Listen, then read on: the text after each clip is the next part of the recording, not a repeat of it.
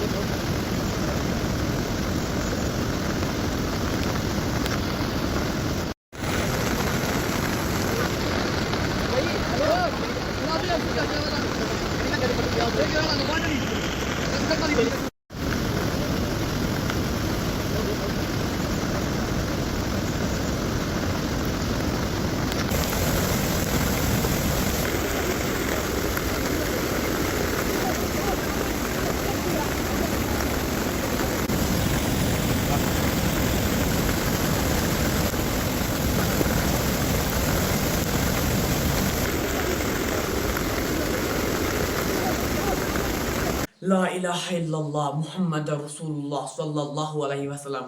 तो गाइस, आपने देखा होगा कि मकान किस तरह गिर रहे हैं। हमें अल्लाह का शुक्र करना चाहिए क्योंकि हम उन इलाकों में नहीं रहते यार।